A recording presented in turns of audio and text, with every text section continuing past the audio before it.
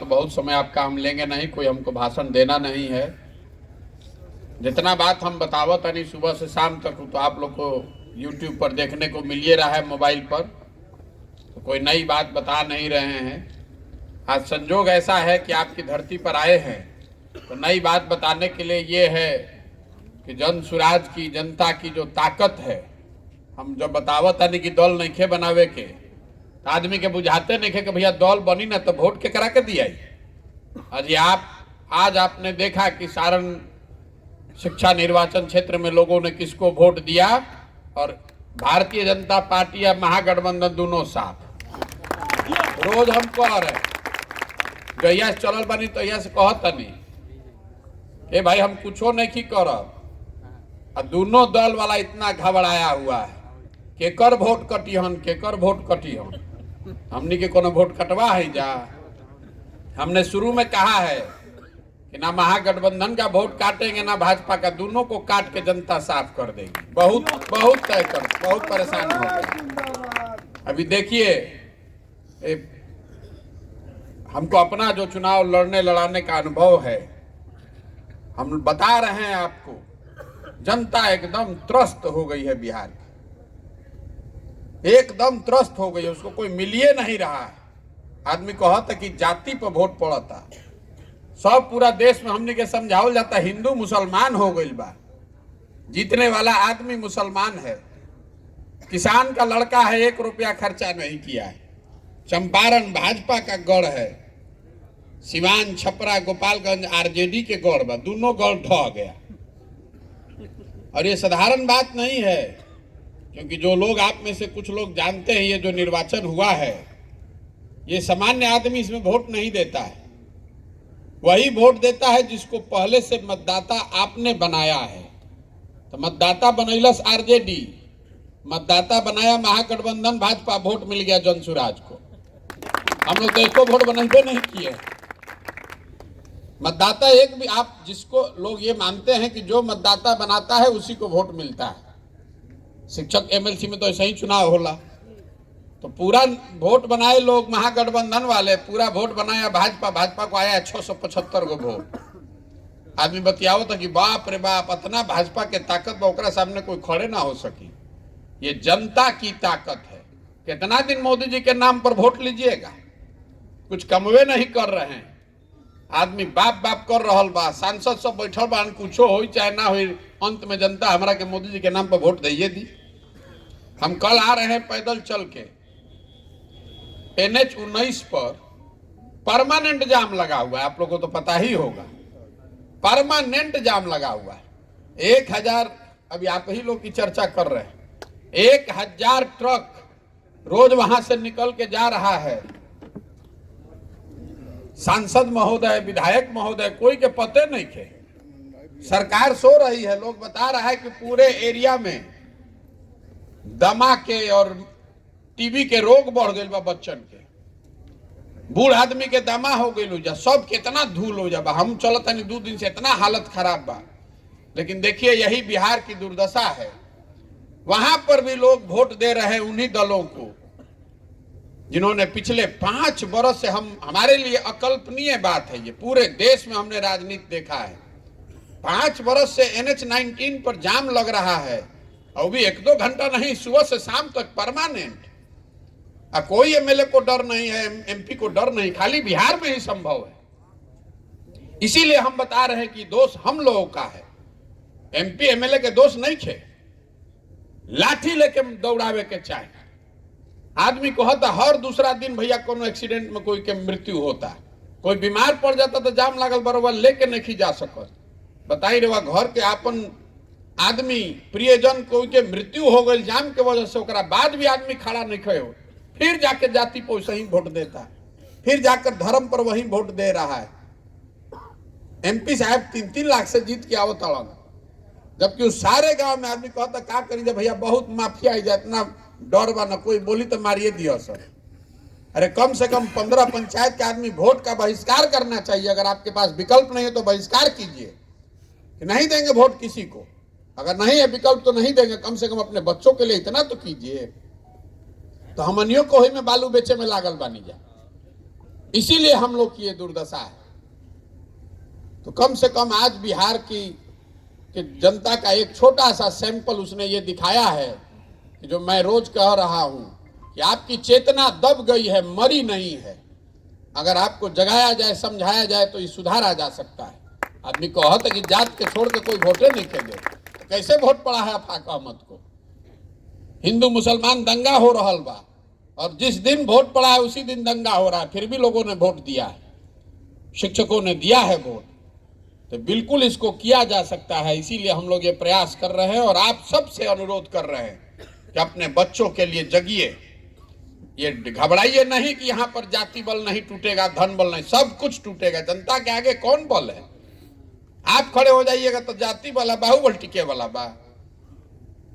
बताइए, भाजपा जो कभी हारी नहीं, 30 बरस से केदार पांडे हारे ही नहीं है। हमको लोग बताया भैया उनका मृत्यु भइल बा, उनकर सिंपैथी के बड़ा वोट होई। हम रोज लोगों को समझा रहे हैं कि भाई नेता के लड़के का सिंपैथी में तो आप वोट दे रहे हैं, सहानुभूति में। आपके लड़के के साथ सहानुभूति कौन करेगा, ये ना बताइए। नेता है इतना चालाक बा कि मरते मरते भी आदमी जाके कह देते कि हमारा बाद हमारे लड़का के जितैया। अब बुर्बक बिहार के आदमी ओकरों के जितावत ही नहीं सोचत कि हमारे लड़का के जियते जी हालत खराब होकर चिंता के करी। एक बार अपने हम रोज सुबह से शाम तक यही कह रहे हैं कि नेता आपको नहीं ठग रहा है। जिस चीज पर आप वोट दे रहे हैं वो आपको पूरा पूरा मिल रहा है। आप जाति पर वोट दे रहे हैं तो जाति की चर्चा, जाति की गणना घर घर में हो रही है। होता कि नहीं के हो? रवा वोट देता नहीं राम मंदिर पर, अब बतियावत नहीं कि स्कूल लेके, तो स्कूल कैसे बनी? वोट देले बनी राम मंदिर पर, राम मंदिर बड़ा बन रहा बा। वोट देता नहीं मोदी जी के सीना देख के 56 इंच के, तो रोज सुबह शाम टीवी पर मोदी जी के फूलल सीना लौकत है कि नहीं के लौकत? रवा वोट देता नहीं 5 किलो अनाज पर, तो बिहार में कतनो चोरी होता तो 1 किलो चोरी करियो के 4 किलो अनाजवा मिलते बा। रवा वोट देले बानी बिजली आवे खातिर, तो बिजली घरे घर आइए गई बा, भले भी 6,000 आओ कि 10,000 आओ। रवा वोट देले बानी गुजरात के डेवलपमेंट मॉडल के कहानी सुन के, तो गुजरात में फैक्ट्री लगते बा, और हमार लड़का जाके या मजदूरी करते बाड़न। रवा कौना चीज वोट देले बानी जो नहीं मिला? इतने बात खाली बिहार के आदमी के समझ में आ जाए तो बस कल्याण हो जाए हमने के। जिस चीज पर आप वोट दे रहे हैं वो आपको मिल रहा है। अपने बच्चों के पढ़ाई और रोजगार के लिए वोट दीजिएगा तो वो भी मिलेगा।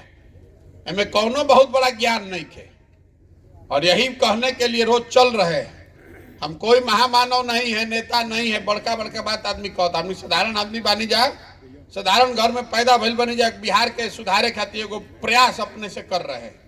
आप भी लगिए, हमारे अकेले करने से नहीं होगा। एक आदमी हम कितना ही कर देंगे। अगर अपना घर परिवार छोड़ के भी साल 2 साल भी अगर चलत रहो तो कितना हजार आदमी से हम मिलो। 100-150 आदमी बैठल बानी जाए। अगर हर आदमी 10-10 आदमी का भी जिम्मा ले लेगा तो 1500 आदमी को एक दिन में आप ठीक कीजिएगा।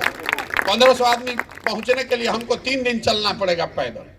तो आपके बच्चे का भी भविष्य का सवाल है। खड़ा होइए, चिंता में मत पड़िए कि दल कौन बनी, एक सिंबल के होई, जकरे के जनता चुनी ओकरे के जितावल जाए। पहले कनी के हटावल जाए, पहले इन लोग को हटाइए। कि हम ना जाएंगे। जी बैठिए। तो जितना आदमी हमरा कहता के भैया बुझाते नहीं कि कब होई, दल कब बनी, टिकट केकरा के मिली। हम रोज कहता नहीं कि जकरे जौन जनता मिल के दल बनाई वो जनता के भी अकील बा कि केकरा के वोट, केकरा के टिकट दियाई।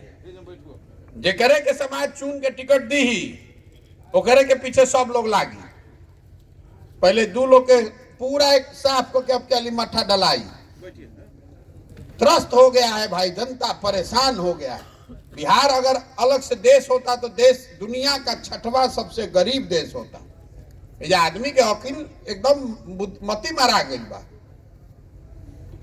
6वां सबसे गरीब देश होते पूरा दुनिया में। आदमी हमरा से पूछा था भैया अरे अफ्रीका में काम के लिए बनी, अफ्रीका एकरो से खराब बा? हम आपको बता रहे हैं अफ्रीका महादेश में 54 गो देश है। वहां पर भी 4 गो 5 गो देश को छोड़ दीजिए तो सब देश का हालत बिहार से आज अच्छा है। सब देश में अफ्रीका का देश भी बिहार से अच्छा है। आजे अभी जीएसटी के नंबर आइल बा, तो बिहार का नंबर उसमें 28वां है।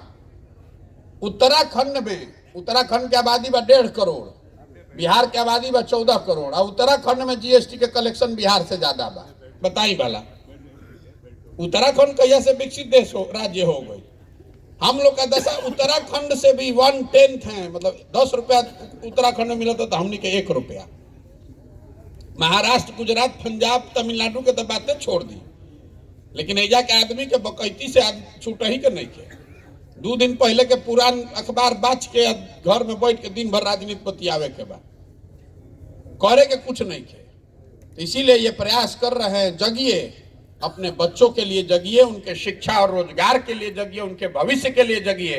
न तो जात धर्म के झंडा उठा के घूमत रहो, उसे कुछ होके वाला नहीं के। घूम अब तो अपन राव लेके भोगी यो कह के जाता नहीं। आपको बात हमारी लगेगी खराब, लेकिन अगर आप नहीं जगिएगा तो अपने बच्चे को भविष्य के लिए आप ही जिम्मेवार होइएगा, दूसरे को दोष मत दीजिए। अभी तक आप यही ना कह रहे हैं कि भैया हमारे पास विकल्प नहीं है, तो हम कह रहे हैं कि आप विकल्प बनाइए। विकल्प काहे नहीं की बनावत? आदमी कहते हैं भैया व्यवस्था नहीं खे, संसाधन नहीं खे, हमने के कोई हाथ पकड़े वाला नहीं खे। तो जन सुराज दे रहा है वो व्यवस्था, जन सुराज दे रहा है वो संसाधन। हम तो कह रहे हैं कि आप खड़ा होइए अपने बच्चे के लिए, अपने बच्चे के लिए खड़ा होइए। संसाधन का, व्यवस्था का, रणनीति का चिंता अपने भाई, अपने बेटे प्रशांत किशोर पर छोड़िए, खड़ा तो होइए। खड़ो नहीं होइएगा, सोचिएगा कि दाल भात चोखा खा के खटिया पे सुतल रही है, कोई आके मंगल ग्रह से सुधार दो बिहार, वो नहीं सुधर सकता है। सबको लगना पड़ेगा, लगिएगा तो हो सकता है।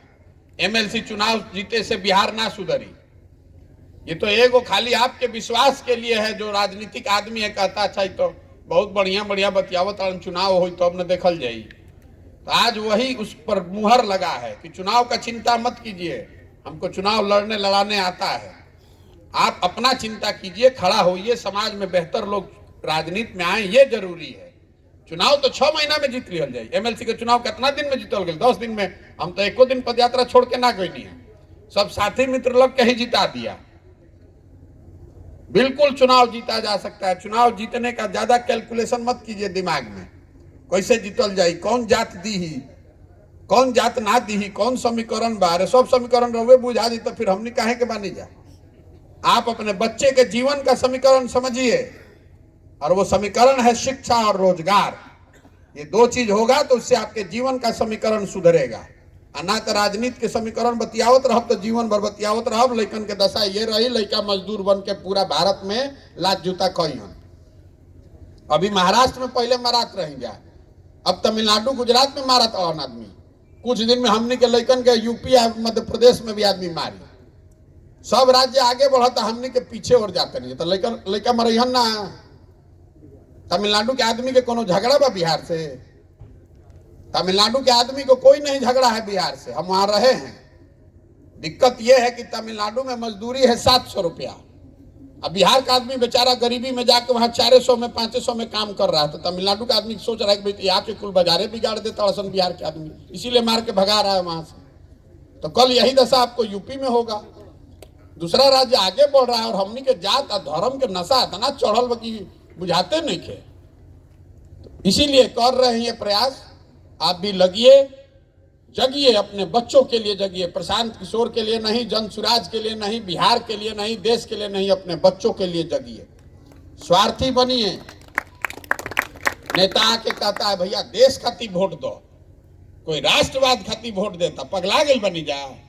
अरे आपका लड़का बुर्बक, अनपढ़, बेरोजगार हो जाएगा तो देश मजबूत होगी, कमजोर हो जाएगी। अगर बिहार भर का लड़का अनपढ़ हो जाएगा, बिहार के लोग सब गरीब हो जाएंगे तो उससे देश मजबूत होगा कि कमजोर होगा? 13 करोड़ आदमी अनपढ़ हो गया, बेरोजगार हो गया तो देश उससे कमजोर ना होगा भाई। तो देश मजबूत हो खाली वोट देवे से कि आपको अपने बच्चे को भी मजबूत करना पड़ेगा। जो आदमी अपनी और अपने बच्चों की चिंता नहीं कर सकता है वो समाज का चिंता क्या करेगा? इसलिए वोट देते समय स्वार्थी बनिए, अपने बच्चे का चेहरा देखिए और अपने बच्चे के शिक्षा और रोजगार के लिए वोट दीजिए। देश की चिंता अपने आप हो जाएगी। आप बिहार को विकसित बनाइए ना तो देश के सबसे ज्यादा फायदा तो वही से बा। बिहार में अगर सबकी आमदनी 5 गुना बढ़ जाए तो देश के प्रति व्यक्ति आय बढ़ जाए। बिहार में अगर उद्योग लग जाएगा तो उससे तो देश को सबसे ज्यादा फायदा है। बिहार में सबसे अच्छा अगर इधर नालंदा जैसा विश्वविद्यालय रहे तो उससे देश के फायदा रहे कि नुकसान रहे। और वहाँ यहाँ सब स्कूल खराब हो गए तो उससे देश के फायदा होता कि नुकसान होता? हमने के तो सबके नुकसान होता। सब अनपढ़ लिखा पैदा करते नहीं, हमने के मजदूर बना के देश भर में भेजता नहीं जा। यही बताने के लिए गांव गांव जा रहे हैं, हाथ जोड़ रहे हैं, समझा रहे हैं। वोट नहीं चाहिए, आप में से लोग जो चुन कर आएंगे वोट उसी में जिसको मिले। समाज में खड़े होइए। यहाँ बिहार के लोगों में एक एक अच्छा बात है, और कुछ हो चाहे नहीं, राजनीतिक समझ लोगों में है। आप जगिए। ये जो धूल जमी हुई है, काई जम गया है आपके दिमाग पर, अपने पूर्वजों को याद कीजिए। ये बिहार कोई मजदूर का राज्य है। यहाँ भगवान को भी आकर ज्ञान मिला है। ये इतनी पवित्र भूमि है। 1500 साल तक हमारे आपके पूर्वजों ने पूरे देश का राज चलाया है। और आज हमनी के दशा हो गई कि बिहार के लेकर जाता मजदूर बन के जे जहां जाता कहता बिहारी मतलब अनपढ़, बिहारी मतलब बेवकूफ, बिहारी शब्द गाली बन गया है। तो अपना आत्मसम्मान जगाइए। आप अपने बच्चों को पैदा इसलिए नहीं किए हैं कि वो बाहर जाकर पढ़ेगा और वहां मजदूर बनेगा। इसी के लिए अपने बच्चों को पैदा किए हैं हम लोग कि पूरा भारत में घूम के हमने का मजदूरी कर जाओ। इसको सुधारिए। और सुधारने का जिम्मा किसी नेता किसी दल का नहीं है, आपका हमारा है। बिहार को सुधारना है तो बिहार के लोगों को प्रयास करना पड़ेगा। तमिलनाडु कर्नाटक से आदमी आकर बिहार नहीं सुधारेगा। और खाली बतियाने से नहीं होगा, करके दिखाना होगा। आप लोग यहाँ आए हैं, 10 बज गए, 10:15। हम ज्यादा आपको पहले बोले हैं कि आपको लंबा समय हम रोकेंगे नहीं। आप आए, इसके लिए आपका बहुत बहुत धन्यवाद। और जितने लोग हमारे साथी यहाँ पर पिछले 5-7 दिनों से लगे हुए हैं इस चुनाव में, उनको भी मैं शुभकामना दे रहा हूं, उनको बधाई दे रहा हूं, उनको धन्यवाद कह रहा हूं। और लेकिन एमएलसी के चुनाव जीते से बिहार ना बदली। एमएलसी एमपी का चुनाव आएगा जाएगा। जरूरी है कि आप बदलिए, समाज बदले, समाज की सोच बदले, तभी बिहार को हम लोग बेहतर बना सकते हैं। ना तो चुनाव तो हम बहुत जीते हारे। चुनाव जीतने से अब बहुत आदमी के चिंता लगल बा बिहार कैसे जीतल जाइए, इलेक्शन कैसे जीतल जाइए। अरे 2015 में तो हम पूरा बिहार जीत गए थे। अभी तो जीतब कि ना जीतब? 2015 में जीते थे ना, 190 सीट जीते थे। तो क्या हो गया? उससे बिहार सुधर गया? बिहार तब सुधरेगा जब बिहार को सही लोगों के साथ जीता जाए, एक योजना के साथ जीता जाए, संकल्प लेकर जीता जाए कि नहीं इसको 10 वर्ष में सुधारना है, और समाज उसके साथ लगे, तब बिहार सुधरेगा। आप आए, हमारी आपने बात सुनी, उसके लिए आपका बहुत बहुत धन्यवाद। एक बार बिहार के सम्मान में, इस मिट्टी के गौरव में एक नारा लगाइए। मैं बोलूंगा जय बिहार, और आपको बोलना है जय जय बिहार। जय बिहार। छपरा के आदमी आधा सुता था 10 बजे। जय बिहार, जय बिहार, जय बिहार। बहुत बहुत धन्यवाद।